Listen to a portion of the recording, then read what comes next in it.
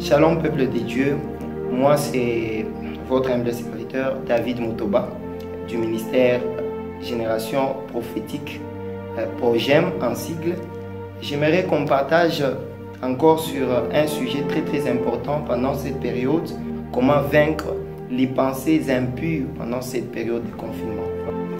La masturbation, quand tu es en train de penser à une femme, tu es en train de penser à l'impudicité. En réalité, ce que tu regardes influence tes pensées. Tu deviens ce que tu penses parce qu'il est écrit dans Proverbe 23, verset 7, que l'homme est comme sont ses pensées. Comment vaincre l'adultère, toi qui es déjà marié? Comment vaincre ces mauvaises pensées qui te pousseraient à pécher contre la volonté de Dieu? Voilà, la Bible dit: ne savez-vous pas que vous êtes les temples du Saint-Esprit et que le Saint-Esprit de Dieu habite en vous? Dans 1 Corinthiens 3, versets 16 à 17. Et la Bible nous dit, dans le 17e verset, c'est lui qui détruit les temples de Dieu, Dieu les détruira. Parce que dès lors que tu as reçu le Seigneur Jésus-Christ comme Sauveur et Seigneur de ta vie, le Saint-Esprit est venu dans ta vie. Maintenant, il faudra savoir prendre soin de ces corps-là afin que le Saint-Esprit se révèle puissamment dans ta vie.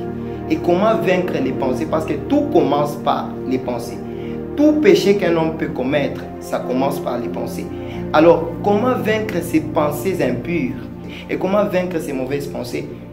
La Bible est claire. La Bible nous dit, c'est par des paroles agréables.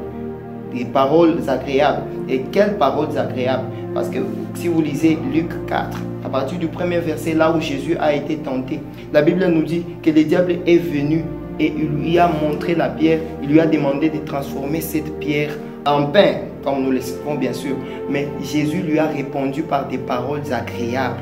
Jésus lui a dit, l'homme ne vivra pas seulement du pain. Tu ne peux pas refouler les mauvaises pensées sans pour autant connaître la parole de Dieu. J'ai toujours dit qu'un cerveau inoccupé, c'est un chantier du diable. Si tu n'occupes pas ton cerveau par la parole de Dieu, sache que c'est le diable qui viendra l'occuper par des mauvaises pensées. Et sache que les mauvaises pensées ne sont pas une imposition du diable, mais c'est une proposition. Le diable ne vient pas t'imposer. Non, tu dois regarder ceci, tu dois voir ceci dans tes pensées. Non, le diable viendra pour te tenter. Mais c'est à toi de parler, de répondre. À chaque fois que Jésus a été tenté dans le désert, il était en train de répliquer par des paroles agréables venant de la parole de Dieu. La confession active la puissance de Dieu dans ta vie.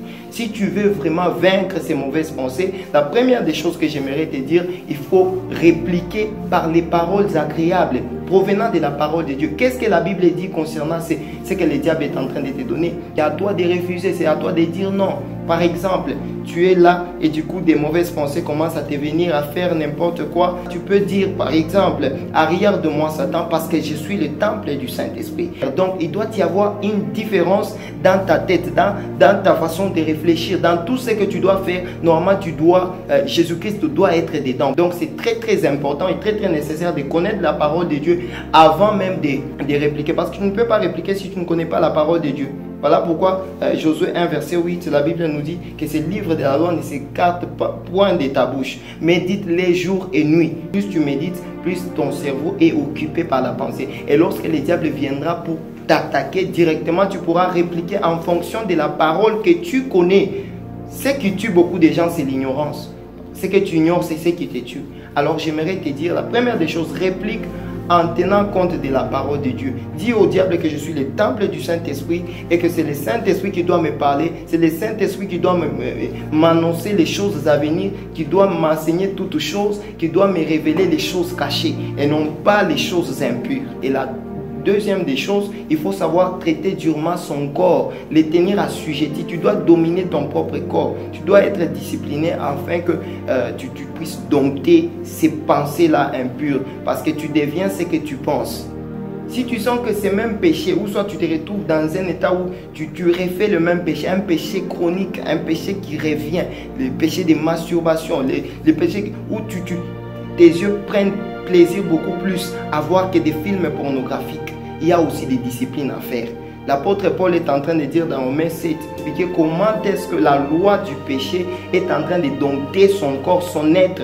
Mais en réalité, son esprit a été déjà racheté. Et l'apôtre Paul est en train de dire que je ne sais pas vaincre la chair. Mais qu'est-ce qu'il nous donne comme solution? Il est dit dans 1 Corinthiens 9, verset 27. Il dit, je traite durement mon corps et je les tiens assujettis, afin que je puisse avoir de la victoire sur ce péché. Bien-aimé, tu dois te discipliner. Discipline ton corps. On discipline le corps par le jeûne et prière. Alors fais attention à ce que tu penses. Que Dieu te bénisse.